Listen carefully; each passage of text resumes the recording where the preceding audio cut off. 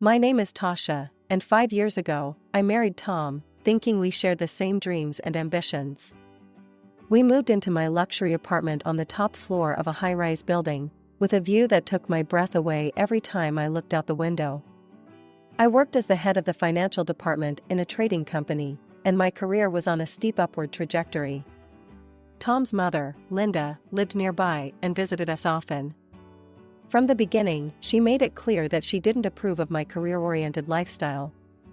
"A woman's place is in the home," she'd say, her lips pursed in disapproval.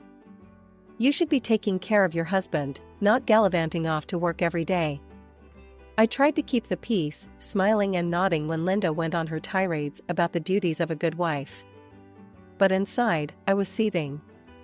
I had made it clear to Tom from the start that I wanted to build my career before settling down to have children. He had agreed then, but as time went on, I could see him wavering under his mother's influence. One evening, after a particularly long day at work, I came home to find Tom and Linda sitting at our dining table, heads close together in conversation. They fell silent as soon as I walked in, and I felt a chill run down my spine. "Tasha," Tom said, his voice tight. "We need to talk." I dropped my bag and sat down, my heart pounding. "What's wrong?" Linda spoke up first. "Tasha, dear, we're worried about you. All this work, it's not healthy. You're neglecting your home, your husband. When are you going to start thinking about having children?" I took a deep breath, trying to keep my temper in check. "Linda, Tom and I have discussed this. We agreed that we'd focus on our careers first, then think about starting a family." Tom shifted uncomfortably in his seat. "Tasha, maybe it's time to reconsider. We're not getting any younger, and Mom's right. The apartment's a mess, and I'm tired of eating takeout every night." I couldn't believe what I was hearing. "Tom, are you serious? We talked about this. You know how important my job is to me. More important than your family?" Linda interjected, her voice sharp. I stood up, my chair scraping loudly against the floor. "My job is how I'm building a future for our family. I thought you understood that, Tom." I stormed out of the room, locking myself in our bedroom. As I lay on the bed, staring at the ceiling, I couldn't shake the feeling that this was just the beginning of my troubles. Little did I know how right I was. The next morning, I left for work before Tom woke up. As I rode the elevator down to the lobby, I made a promise to myself. I wouldn't let anyone, not even my husband, derail my ambitions. I had worked too hard to get where I was, and I wasn't about to give it all up now. I arrived at the office earlier than usual and stayed late into the night, determined to prove my worth. My dedication didn't go unnoticed. A few hours later, my secretary buzzed me. "Mrs. Thompson, the president would like to see you in his office." My heart raced as I made my way to the top floor. Mr. Johnson, our company president, was known for his shrewd business acumen and his tendency to spring surprises on his employees. "Tasha, come in," he said as I knocked on his door. "Have a seat." I perched on the edge of the leather chair across from his desk, my hands clasped tightly in my lap. "I've been watching your work closely," Mr. Johnson began, his face unreadable. "And I must say, I'm impressed." I let out a breath I didn't realize I'd been holding. "Thank you, sir." He leaned forward, his eyes intense. "We're expanding, Tasha. Merging with a large company from another city. It's a big move, and we need our best people on it." My pulse quickened. Was this going where I thought it was? "I'm planning to promote you," he continued. "Head of a new department. But I won't lie to you, Tasha. It's going to be tough. You'll have to work harder than you've ever worked before. Are you up for it?" I thought about Tom and Linda, about their expectations of me. Then I thought about all the late nights I'd spent poring over financial reports, the satisfaction I felt when a project came together perfectly. "Absolutely, sir," I said firmly. "And I accept. I won't let you down." As I left Mr. Johnson's office, I felt like I was walking on air. This was what I'd been working towards all these years. I couldn't wait to share the news with Tom. Surely, when he saw how successful I was becoming, he'd understand why my career was so important to me. On my way home, I stopped at our favorite restaurant and ordered all of Tom's favorite dishes. I picked up a bottle of champagne and a bouquet of roses. This was cause for celebration, and I was determined to make it special. I juggled the bags as I unlocked our apartment door. "Tom?" I called out. "I'm home. And I've got a surprise." I found him in the living room, sprawled on the couch, the TV blaring. He barely looked up as I entered. "Tom, you won't believe what happened today," I said, my excitement bubbling over. "I'm getting promoted. Head of a new department. Isn't that amazing?" Tom muted the TV and turned to face me, his expression far from the joy I'd expected. "So, you'll be working even more now, is that it?" I felt my smile falter. "Well, yes, but think about what this means for us. We'll be able to afford that big house we've always talked about. Regular trips around the world. Our future is set." Tom stood up abruptly. "Our future? What future, Tasha? You're never home as it is. When was the last time we had dinner together? When was the last time we even had a real conversation?" I gestured helplessly at the bags I'd brought home. "That's why I brought dinner. I thought we could celebrate." "Celebrate what?" Tom's voice rose. "Celebrate you abandoning our marriage for your job? Celebrate the fact that I married a woman who cares more about her career than having a family?" I felt tears pricking at my eyes. "I thought you'd be happy for me," I whispered. Tom's face softened for a moment, then hardened again.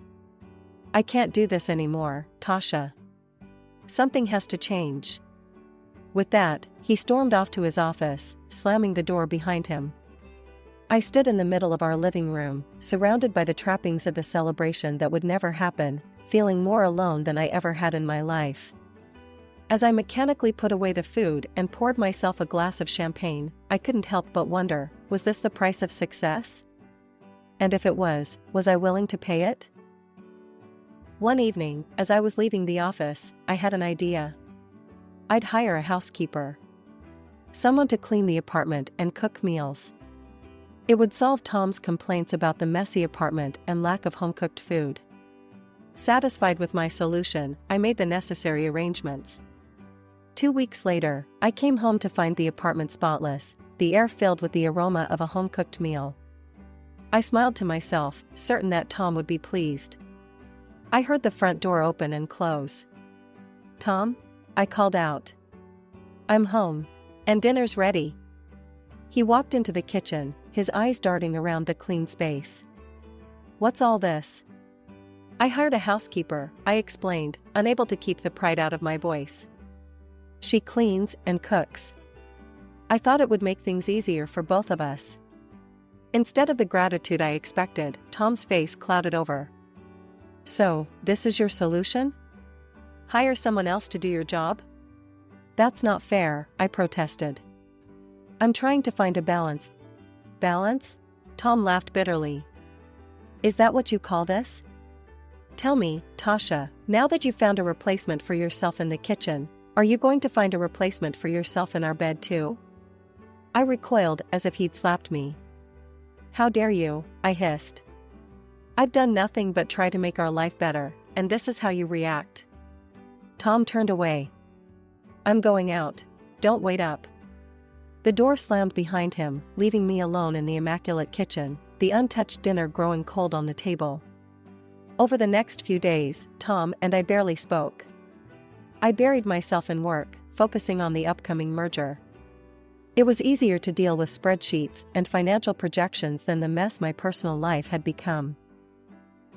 Then, one rare Saturday when I didn't have to go into the office, I decided to make an effort.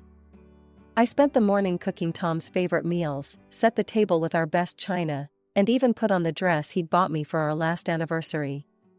When Tom came home, I was waiting with a smile. "I thought we could have a nice dinner together," I said, trying to keep my voice light. "Just the two of us." Tom looked at me for a long moment, then nodded silently. My heart leapt. Maybe this was the turning point we needed. I was just about to serve the appetizer when the doorbell rang. Confused, I went to answer it. There, standing in the hallway, was Linda. "Linda," I said, unable to keep the surprise out of my voice. "We weren't expecting you." "Oh, I was in the neighborhood and thought I'd drop by," she said, pushing past me into the apartment. "Tom, darling, there you are." I watched in dismay as my carefully planned romantic dinner turned into an impromptu family gathering. Linda dominated the conversation, peppering her small talk with not-so-subtle digs at my housekeeping and lack of maternal instincts. "You know," she said, helping herself to more wine, "in my day, a woman knew her place was in the home. We took pride in taking care of our husbands, raising our children."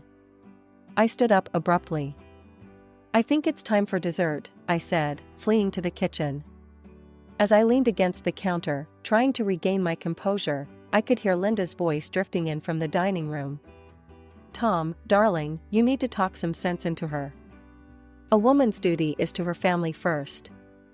Everything else is secondary." I closed my eyes, fighting back tears. This wasn't how I had imagined my life would be. I had a successful career, a beautiful home, but at what cost? As I listened to Linda's continued lecture on the virtues of traditional family values, I couldn't help but wonder if I had made a terrible mistake somewhere along the way. One evening, I came home later than usual, my mind still buzzing with the day's meetings. As I opened the door to our apartment, I froze. There, scattered across the living room floor, were baby clothes. Tiny onesies, miniature socks, even a small pair of shoes. "Tom?" I called out, my voice wavering. "What's all this?" He emerged from the bedroom, a strange look on his face. "Oh, Mom brought those over. She thought it might help you get in the mood." I picked up a small t-shirt, my fingers trembling. "In the mood for what, exactly?" "For starting a family, of course," Tom said, as if it were the most obvious thing in the world. "Tasha, we're not getting any younger. It's time we seriously considered having children." I spent the rest of the evening silently putting away the baby clothes, my mind in turmoil. Was I being selfish? Was my ambition destroying my marriage? The next morning, I woke up to find more baby items strategically placed around the apartment. A rattle on the coffee table, a baby book on my nightstand, a high chair in the kitchen.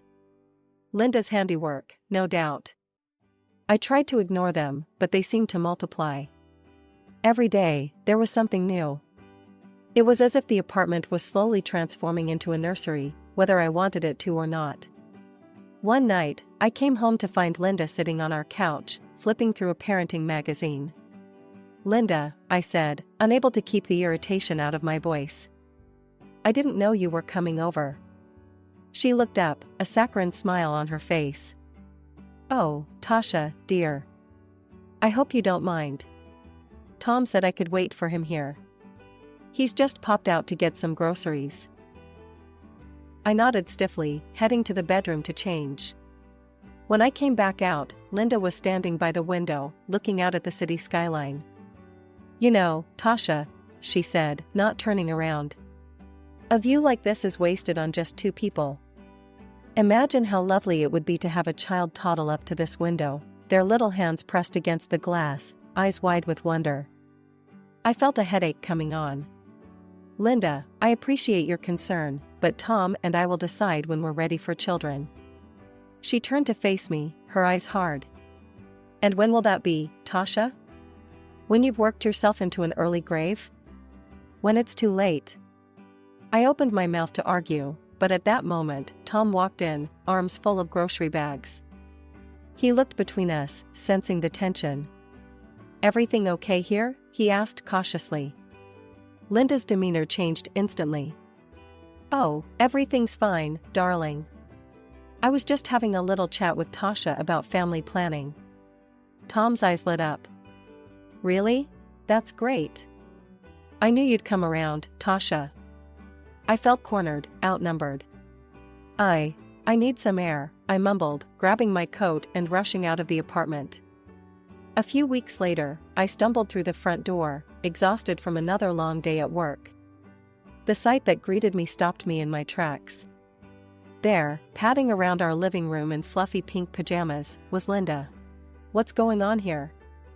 I demanded, my voice rising with each word. Tom emerged from the kitchen, a defiant look on his face.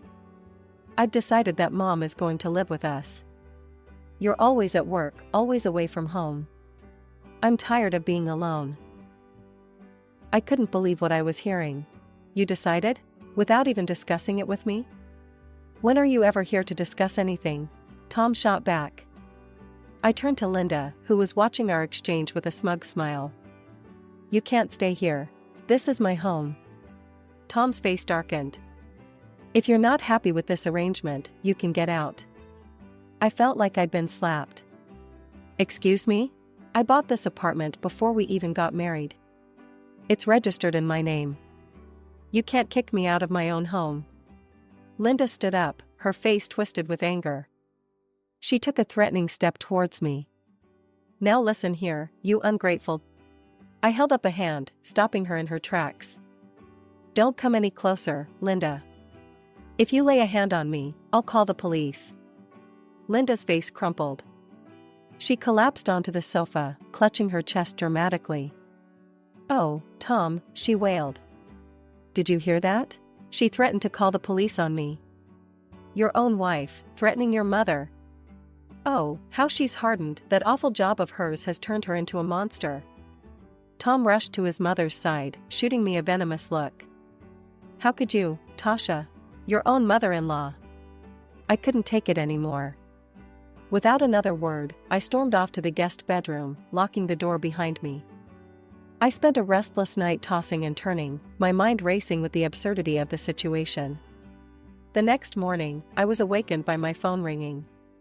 It was Mr. Johnson, my boss. "Tasha, I need you on a plane today," he said without preamble. "We're ready to move forward with the merger. I need you in Chicago ASAP." I've never packed so quickly in my life. As I wheeled my suitcase to the front door, I was met with the stony faces of Tom and Linda. "I have to go on a business trip," I said, my voice cold. "It's for the merger. I'll be back soon." Tom's lip curled. "Don't bother coming back at all." The flight to Chicago was a blur. I threw myself into work, grateful for the distraction. The merger negotiations were intense, requiring all of my focus and energy. But in the quiet moments, when I was alone in my hotel room, the reality of my situation came crashing down. After a grueling week of negotiations and sleepless nights, I finally returned home. As I stood outside my apartment door, suitcases at my feet, I felt a mix of exhaustion and anticipation. I just wanted to collapse into my own bed and forget about the world for a while. I inserted my key into the lock, but it wouldn't turn. Frowning, I tried again. Nothing. A cold feeling of dread washed over me as I realized what must have happened. I knocked on the door, my heart pounding. After a moment, it swung open. There stood Tom and Linda, both wearing casual house clothes, looking at me with a mixture of smugness and disdain. "Why doesn't my key work?" I asked, my voice barely above a whisper. Tom let out a harsh laugh. "I changed the locks," he said, his eyes glinting with malice. "You can come in if you're ready to choose your family over your precious career." I stood there, stunned. "What are you talking about?" Tom reached into his pocket and pulled out a stack of papers. With a flourish, he presented them to me. "Divorce papers," he said. "It's time to choose, Tasha. Your career or your home. What's it going to be?" I looked at Tom, really looked at him, and in that moment, I realized something profound. I didn't love him anymore. The man I had married was gone, replaced by this bitter, manipulative stranger. Linda's shrill voice cut through my thoughts. "Well, we're waiting.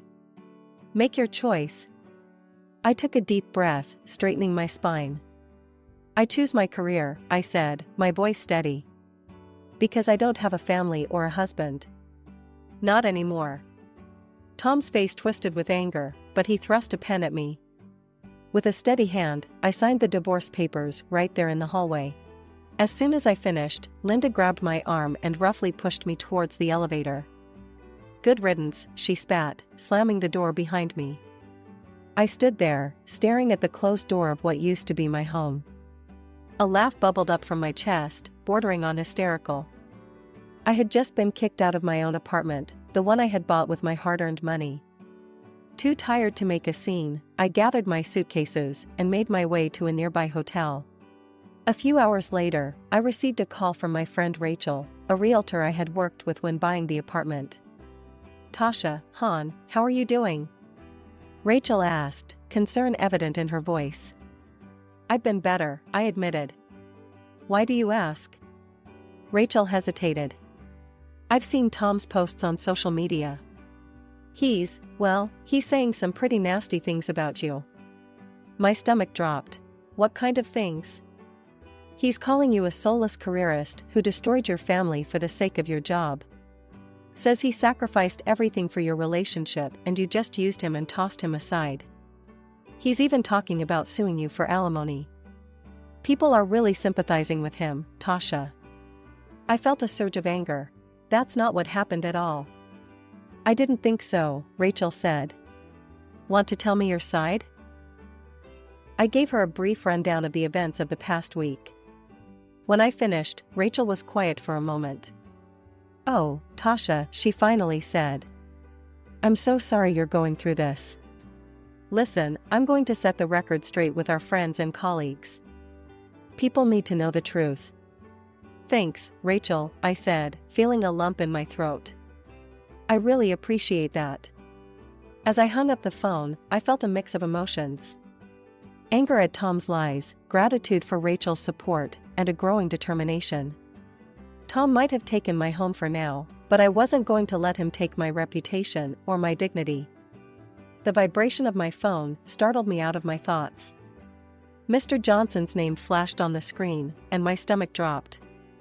I took a deep breath and answered. "Tasha, we need to talk," Mr. Johnson said, his voice uncharacteristically serious. "I've heard some concerning things on social media." I closed my eyes, bracing for the worst. "Sir, I can explain dash." "No need to explain, Tasha," he interrupted.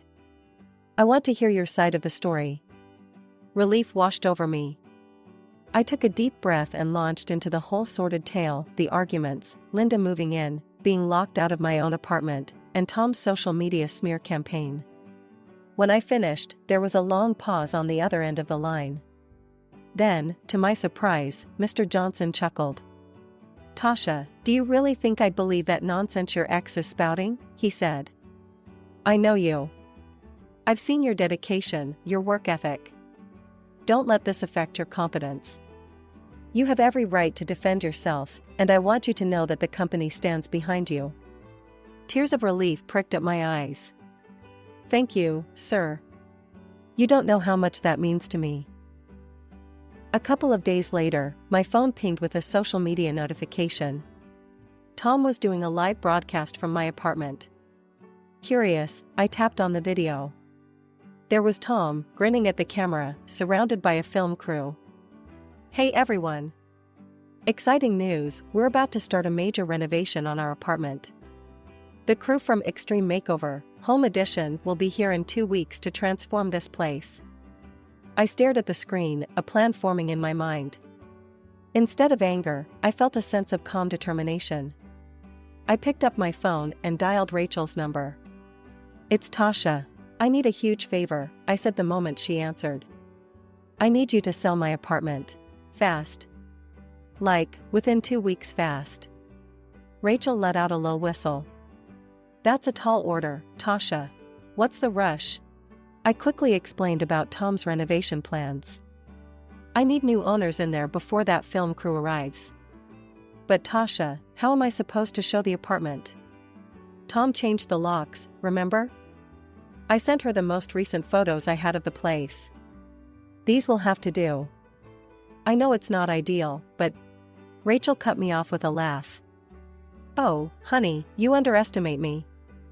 I've got a couple who've been looking for exactly this kind of place in this area.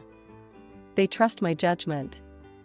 With these photos and the reputation of the building, I think I can make this happen. 2 weeks flew by in a blur of work and anticipation. Before I knew it, the day of the big renovation reveal had arrived. I sat in my hotel room, laptop open, watching the live stream with bated breath. The camera panned across my former apartment, now filled with an excited film crew and construction workers. Tom and Linda stood in the center, beaming at the cameras. "We're so excited to start this renovation," Tom was saying, his arm around Linda's shoulders. "It's time for a fresh start, a new chapter in our lives." Just as the host was about to give the signal to start demolition, there was a commotion off camera. The door burst open, and in walked a smartly dressed couple, followed by a familiar face, Rachel. "I'm sorry, but you can't renovate this apartment," the man said, holding up a stack of papers. "It belongs to us now." The camera swung wildly as confusion erupted. Tom's face went from shock to anger. "What are you talking about? This is my home." Rachel stepped forward, her voice calm but firm. "Actually, Tom, this apartment belonged to your ex-wife, Tasha. She sold it to this lovely couple 2 weeks ago. Your signature on the renovation documents is a forgery." The host of the show turned to Tom, his face livid. "You forged documents? Do you have any idea how much trouble you've caused?" Tom and Linda's faces turned a deep shade of red as the host continued to berate them on live television. The scandal unfolded in real time, with millions of viewers watching as Tom's lies came crashing down around him. I couldn't help but laugh, feeling a mix of vindication and relief. It was over. I had won. With the proceeds from the sale of the apartment, I made a bold move. I bought a charming little house in the city where our company had just completed its merger. It felt poetic, somehow a new home in the city where my career was taking off. To my delight, Mr. Johnson appointed me as the head of our newly acquired company. It was a challenge, but one I was more than ready for. Weeks later, I found myself face to face with Tom again, this time in a courtroom. He had the audacity to demand half of the proceeds from the apartment sale, plus alimony. I watched with satisfaction as the judge denied his claims, citing his attempt to unlawfully seize my property and the forged documents. As we left the courthouse, Tom approached me, his earlier bravado replaced by desperation. "Tasha, please," he begged. "I'm sorry for everything. Can't we start over? Give our marriage another chance?" I looked at him, really looked at him, and felt nothing. No anger, no sadness, just a profound sense of freedom. I laughed, not unkindly, but with finality. "No, Tom," I said, shaking my head. "We can't start over. But I can start anew, and that's exactly what I'm doing." As I walked away, I felt lighter than I had in years.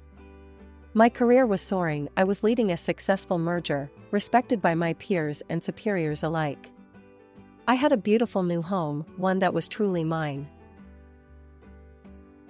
All right, everyone's presentations are done. Nick, the manager, said as he tried to move the discussion forward. "Excuse me, I haven't. I recently found out something." Nick interrupted me and began to speak. "There's apparently someone in this department who didn't graduate high school and is just a part-timer. Meetings should be for employees only." "Absolutely right." His lackey, Mike, of course, agreed with Nick. "I'm leaving." After leaving the meeting room, I started to shut down my computer. I noticed that an email had arrived, not in my personal inbox, but in the company's shared email. Thinking, there's no point in speaking up, no one will listen, I went home quietly. The next day, I heard a commotion from Nick's desk. He was staring at his computer screen, his face pale. "Nick, is something wrong?" Mike looked at the screen with him. And he turned even paler than Nick. Why is he so angry? Knowing the reason for Mike's distress, I thought to myself, serves them right. My name is Adam. My mother passed away when I was in the 9th grade, and I was raised by my father. Well, you could hardly call it being raised. After my mother passed, my father changed. He drowned his sorrows in alcohol, and though he still went to work, he squandered our living expenses on horse racing. Because of that, I had to start working part-time as soon as I entered high school. Every month, I went to the convenience store with bills in hand that couldn't be auto-deducted from my father's account. Even though I endured it because I didn't want to be alone, I reached my limit in my second year of high school and dropped out. I found a live-in job at a distant inn. Thank you for everything. The day I left home, my father, still staring at the TV, spoke. Take care. That was our last conversation. Back then, 18 wasn't the age of majority, so I needed my father's permission to work, and I couldn't hide my place of employment. Yet, my father never visited me even once. I kept working just to survive, and before I knew it, I was 42. Years of hard work paid off, and I was transferred to the headquarters. I was thrilled to be recognized by the company, as I thought I'd be working in the field until retirement due to my lack of formal education. Listen up. Our work can change the future of our employees. Don't drag us down. On my first day after the transfer, Nick, dressed in an expensive suit, spoke sternly. There was a reason for this. Our inn was located in a prominent tourist destination, known so well that everyone in the state could sing its commercial jingle. At its peak, we had 5 locations within the state. But that was long ago. Due to financial difficulties and aging facilities, only the place where I had worked for many years and the original establishment remained. I was prepared to lose my job anytime, but now there was a glimmer of hope. With the rise of social media, the tourist area where the inn was located started gaining attention again. Depending on how hard the sales department, where I was transferred, worked, we could either thrive or be forced to give up this prime location to the new hotel chains continuously popping up. For Nick, who had switched careers from another industry to strengthen our sales, this was a battle he couldn't afford to lose. I understood why he had to be strict. I will do my best. Nick sneered at my enthusiastic declaration. Did you not hear what I said? I'm sorry. I thought I was listening carefully. Out of habit from years of customer service, I apologized reflexively, though I had no idea what had offended him. Someone was watching me with a smirk. In this department, there are those who are expected to excel and those who have been shoved here because they have nowhere else to go. You are the latter. It was Mike, the section chief. He's 7 years younger, at 35.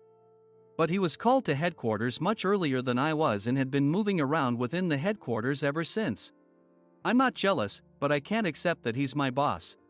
Graduating from a prestigious university, he has an unusually high pride and caused many problems as a newbie, making things very difficult for me when I was the front desk leader. When I found out Mike was transferred to the sales department a month before me, I was disheartened. Mike is right. With just a middle school diploma, there's not much you can do. Don't even think about achieving results.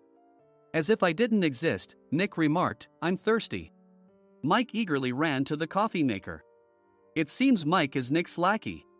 I regretted being happy about my transfer to headquarters, wishing I had stayed on site forever. Send a direct mail to every company on this list by the end of the day. Nick only assigned me tasks that even a new graduate could handle. What?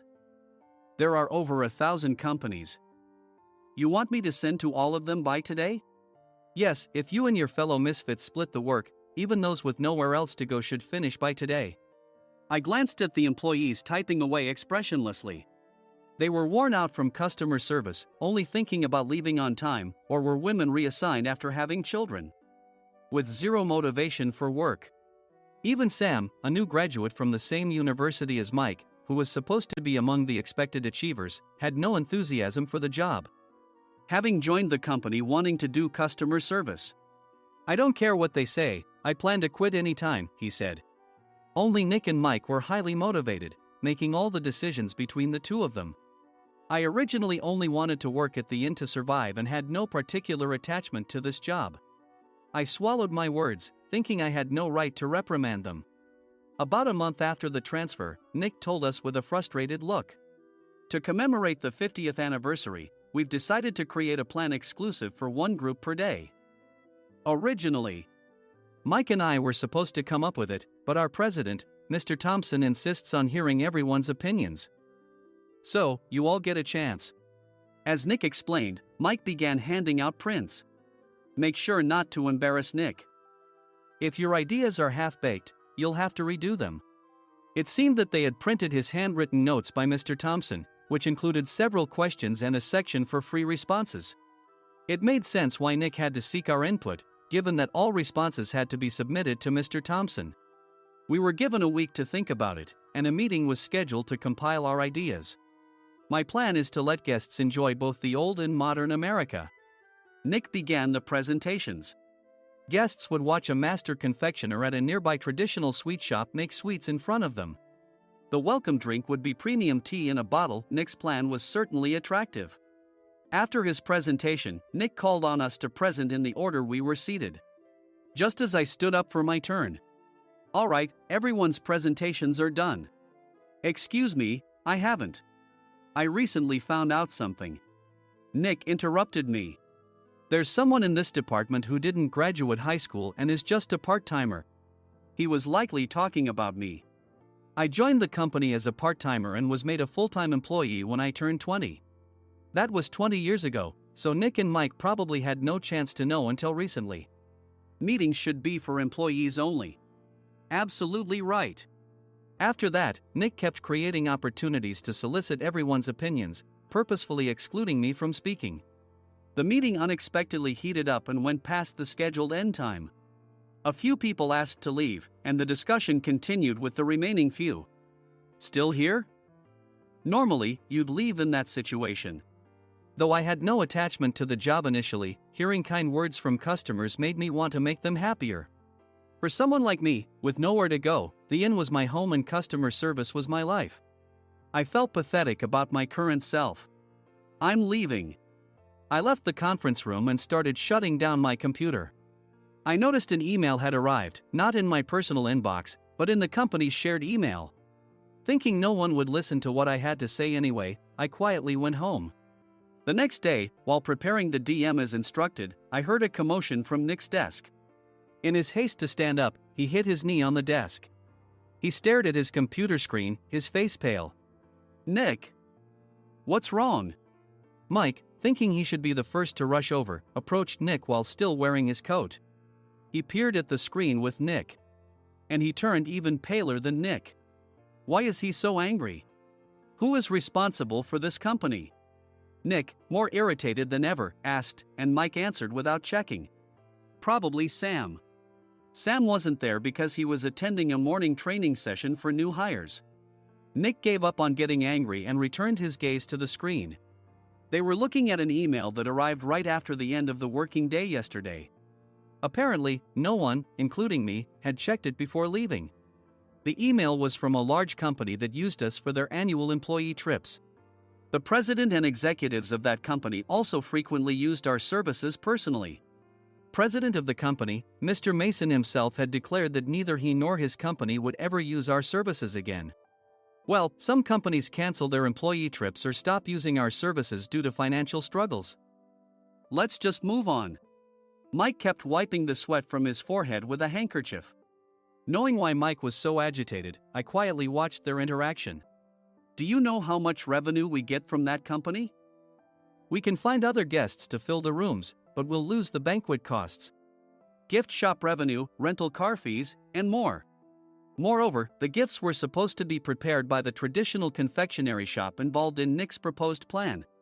If it's known that we incurred such a huge loss at this critical time, Nick's position in the company would be jeopardized.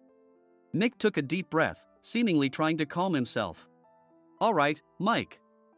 Go to New York right now and apologize to Mr. Mason. What? You're coming with me, right? I have urgent work to do. I trust you, which is why I'm entrusting this to you. Please. Mike, believing Nick's sincerity, agreed with a determined look on his face, saying, yes. That's Nick for you. Even if Mike went to apologize, Nick would shift all the blame onto him if the client didn't change their mind. Well, it was Mike's fault to begin with, so it served him right. About 3 hours later, Sam answered a call from somewhere and repeatedly apologized, saying, I'm very sorry. Everyone watched to see what was happening. After ending the call, he informed Nick with a weary tone. When Mike arrived at the client's company, he only made things worse, further infuriating Mr. Mason. He was demanding, get his boss here immediately. It was no wonder Sam was exhausted, dealing with such a call right after returning from training. What is that idiot doing? Alright, Adam, you're coming with me. If sacrificing Mike didn't work, then I must be next. Normally, I'd want to refuse at all costs, but I saw an opportunity in this situation. If I can be of assistance, I'd be happy to join you. I obediently followed Nick, and we flew to New York. When we introduced ourselves at the reception, it became clear how serious the situation was, as the receptionist personally escorted us to the president's office. Angry voices leaked through the door, making both Nick and me uneasy. Excuse me. I'm Nick, the supervisor. I understand my subordinate has caused you trouble, and I deeply apologize. Nick, with his experience in the corporate world, knew enough to offer an apology before excuses. However, his customer service skills left much to be desired. I sighed as I saw Mike trembling like a small dog in the corner of the room. What kind of training are you giving your subordinates? Mr. Mason glared at Nick with a red face. The intensity of his gaze made even Nick take a step back. Regrettably, I joined this company only 2 years ago and was unaware of Mike's issues. I should have identified his shortcomings sooner. Indeed, I should have realized sooner. No sensible person would come to apologize and then give a lengthy presentation on the drawbacks of not using their in. Nick froze, his mouth slightly open. Suspecting the worst, I picked up the documents that had fallen to the floor. It seemed Mike hastily prepared these documents on the plane, listing the disadvantages. Disadvantage 1: if you change the venue for the company trip, employees might suspect it's for cost-cutting reasons, leading to a negative impression. Reading it aloud half-jokingly, Nick snatched the papers from my hand and checked the contents with a furious expression. Among the stack of documents was a receipt from a nearby convenience store's copy machine. I felt a pang of dread, hoping he hadn't shown the receipt as well. What do you think he said when I asked what kind of nerve he had to do this? I'm very sorry. Faced with the dire situation, Nick must have thought there was nothing left to do but apologize. In a voice smaller than I'd ever heard from him, he uttered words of apology. He said, "I'm a Harvard graduate. I don't believe I said anything wrong." Mike, what have you done? Forgetting his plan to pin the blame on Mike, Nick yelled loudly, even in front of Mr. Mason. I didn't do anything wrong. You're still saying that? Look at him. Mike pointed at me with a shaking hand. I was assigned to headquarters in my 20s and now I'm a section chief. This guy only made it to headquarters at 42. Everything I've done proves I was right. So why are we losing the contract? Having said his piece, Mike collapsed to the floor. Of course. You were sent there because you had nowhere else to go. Mike never expected to hear such words from someone he looked down upon. He lunged at me, and Nick hurriedly stepped in to stop him. Mr. Thompson told me Mike is a quick thinker, and to take good care of him. There's no way he was pushed aside. Don't make things worse here. He didn't say quick thinker, he said only quick-witted, didn't he? I don't remember that part. I recalled the many troubles Mike caused when he was a newbie. When Mike was on the front line, his pride was so high that he never apologized to customers. Customer service, especially in our job, doesn't work alone. It brings both good and bad situations. If the front staff or housekeepers made mistakes, or the cleaning company didn't properly clean a room, one had to apologize to the customers regardless of personal fault. Mike, in such situations, would never apologize, insisting he wasn't at fault. This often angered customers, and as the front desk leader, I frequently had to apologize on his behalf. He caused complaints and disrupted operations, which is why he was quickly moved to headquarters. In departments where he didn't interact directly with customers, his quick thinking was beneficial and things went well. But it seemed his flaws were starting to show. Corporate reservations are supposed to be entered into the system by the sales representative. But a quick check yesterday revealed that more than 10 items were missing from the client's reservation. The handover document clearly stated what needed to be prepared. Why didn't you enter it into the system? Why do we have to give them special treatment? Filling rooms near the banquet hall, setting up all the food in advance. Specifying the brand of wine, they're too demanding. No wonder he always angered customers, I thought, feeling a headache coming on. Grouping them in rooms near the banquet hall is for our benefit too. It makes it easier for the staff to set up beds and serve breakfast since everyone's schedule is synchronized. As for the other requests, Mr. Mason suggested them to lighten our load. I didn't know that. Nick finally seemed to realize that Mike was the one who had angered the client. What did you say to them? I just told them we wouldn't give them special treatment anymore. We shouldn't waste effort on things that don't bring in money. I was utterly exasperated at his lack of understanding of customer service. Of course, we shouldn't comply with unreasonable demands. But carrying over successful practices from past stays makes customers feel remembered and enhances their experience. Good memories encourage repeat visits. That's part of our job. I looked down at Mike, who was sitting on the floor. In our job, nothing is a waste. Mr. Thompson likely moved you to the sales department, hoping you'd finally understand this. How do you think he feels now that you've failed to meet his expectations? Mike, tears in his eyes, fled the president's office. I was amazed he still hadn't apologized.